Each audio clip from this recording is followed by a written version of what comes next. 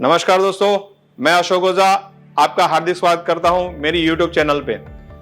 दोस्तों, पिछले बहुत सारे वीडियो मैंने अपलोड किए हैं जिन्हें बहुत ही सराहा गया और लोगों ने बहुत ही अच्छा पसंद भी किया। बहुत ही अच्छे लोगों की लाइक्स भी आए और लोगों की कमेंट भी आई है। और आने वाला ये जो वीडियो है उसके अंदर मैं एक नई स्टोरी आपके साथ शेयर करना चाहता हूँ। दोस्तों, बहुत पुराने जमाने की बात है। एक गाँव के अंदर लोग बहुत ही खेतीबाड़ी करके धनाढ्य संपन्न हुए थे। उनके ऊपर इंद्रदेव की बहुत ही कृपा थी कि जिसकी वजह से हर साल अच्छी फसल होती थी और उस फसल से वो लोग सब बहुत धनाढ्य हो चुके थे। अब धीरे धीरे करते क्या हुआ कि भाई लोग जैसे जैसे धनाढ्य होने लगे तो उन लोगों ने वरुण देव की यानी इंद्रदेव की जो पूजा है वो करना बंद कर दिया। तो यह देख के इंद्रदेव थोड़ा कोपायमान हुए। उन्होंने गांव वालों के ऊपर एक श्राप दिया कि आप अगले 5 साल तक आपके गांव में बारिश नहीं होगी।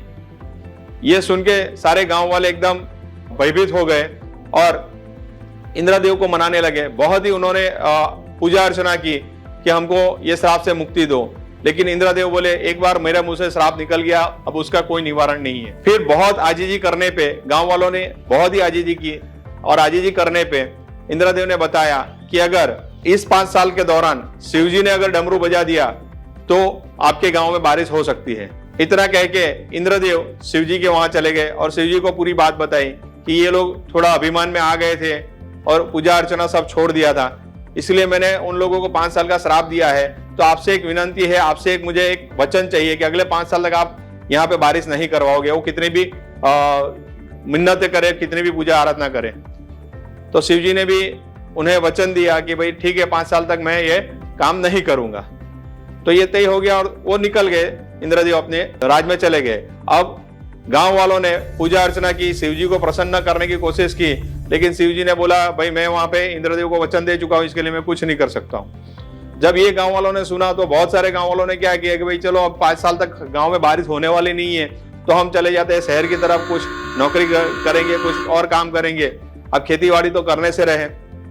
तो थोड़े थोड़े धीरे धीरे गांव में से लोग शिफ्ट होने लगे शहर की तरफ। लेकिन एक खेडूत था जो हर सुबह अपना हल लेके खेतर के अंदर जाता था, खेत के अंदर जाता था और वहां पे उसका हल चलाता था।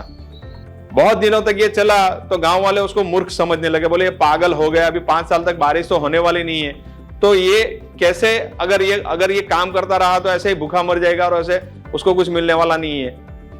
तो बहुत गांव वालों ने बताया उसको कि भाई, समझाया कि भाई अब 5 साल तक खेत में बारिश ही नहीं होने वाली है, तो तू वहां जाके क्यों हल चला रहा है और खेती बाड़ी का काम क्यों कंटिन्यू कर रहा है। तो उसने बताया कि भाई देखो, मुझे उतना पता है, मुझे सिटी के अंदर जाके मुझे कोई काम करना आता नहीं, खेती बाड़ी के अलावा जो मुझे कुछ काम आता नहीं है। तो ऐसे करके लोगों को समझा दिया। एक दिन सरपंच ने बैठा के उसको समझाया कि भाई ये 5 साल तक बारिश नहीं होने वाली है, फिर भी तू हर रोज मैं देख रहा हूं, तू हर रोज हल जोत के खेत के अंदर जाता है, खेतीबाड़ी का काम करता है, अनाज कुछ पकने वाला नहीं है, तो क्यों ये कर रहा है। तो उसने बहुत ही शांति से समझाया कि सरपंच जी, मुझे इसके अलावा कोई काम आता नहीं, अगर मैंने ये काम छोड़ दिया तो 5 साल के बाद जब बारिश आएगी तो मैं ये काम कैसे कर पाऊंगा। मेरे शरीर को भी जंग लग जाएगा, मेरे औजारों को भी जंग लग जाएगा, और ये अगर मेरी प्रैक्टिस छूट गई तो मैं काम नहीं कर पाऊंगा और आगे की जिंदगी मुझे जीने की बहुत ही दिक्कत होगी। तो ये सुनकर सरपंच जी ने बताया, बहुत ही बढ़िया काम है। अब ये जो वार्तालाप सरपंच और खेडूत के बीच की जो बात थी, वो ऊपर बैठे शिवजी और पार्वती जी सुन रहे थे। माता जी को बहुत चिंता थी कि भाई इन बच्चों का क्या होगा। तो माता जी ने तुरंत एक आइडिया लगाया। उन्होंने शिवजी से पूछा कि शिवजी, सुना आपने वो जो खेडूत है वो क्या बता रहा है, वो जो किसान है वो क्या बता रहा है। बोले क्या। बोले उसने एक बहुत ही बढ़िया बात बताई। बोले 5 साल तक अगर मैं अपनी खेतीबाड़ी नहीं करा तो मैं अपनी कला भूल जाऊंगा, अपने शरीर को जंग लग जाएगा और मेरे औजार को भी जंग लग जाएगा। तो ये सुन के आपके दिमाग में कुछ बात आती है क्या। बोले क्या देवी, मुझे कुछ ऐसा समझ में नहीं आया। शिवजी ने एकदम भोले भाव से बोला। बोले आप सोचो कि अगर आपने 5 साल तक डमरू नहीं बजाया तो आप भी डमरू बजाने की कला भूल जाओगे, और आप अपने डमरू को भी नहीं बजाया तो डमरू की जो स्ट्रेंथ है वो भी ढीली हो जाएगी। तो आगे 5 साल के बाद जब डमरू बजाना चालू करोगे तो ठीक से बजेगा नहीं और ठीक से आवाज आएगी नहीं, तो उसको भी रेगुलर बजाना जरूरी है। शिवजी को ये बात दिमाग में आई। बोले देवी जी आप एकदम सही कह रहे हो। तो शिवजी ने डमरू उठाया और बजाने लगे। तो तो जैसे ही वो डमरू बजा तो गांव के अंदर बारिश आ गई। तो कहने का तात्पर्य, जब स्टोरी मैंने सुनी दोस्तों, तब मुझे ऐसा लगा कि ये स्टोरी हमारे लाइफ के रिलेटेड कुछ है, कि हम भी हमारे काम के अंदर अगर हम रेगुलर काम करने नहीं जाए तो हम भी हमारे काम के अंदर कुछ ना कुछ गलतियां कर बैठेंगे। और उससे भी बड़ी बात है कि लोग कमाते हैं, लेकिन कमाने के साथ साथ कुछ बचत नहीं कर पाते, रेगुलर बचत नहीं कर पाते। अगर रेगुलर बचत नहीं कर पाते हैं, उसकी वजह से क्या होता है, उनकी लाइफ के अंदर फाइनेंशियल प्रॉब्लम्स आते हैं। तो दोस्तों, अगर रेगुलर बचत करते हो और वो बचत को निवेश करते हो एसआईपी के थ्रू, तो हर महीने जिस तरह एसआईपी आपकी भरी जाती है, तो अगले 5 साल, 10 साल, 20 साल, 25 साल के बाद आपके पास एक बहुत ही बड़ी वेल्थ क्रिएट होगी।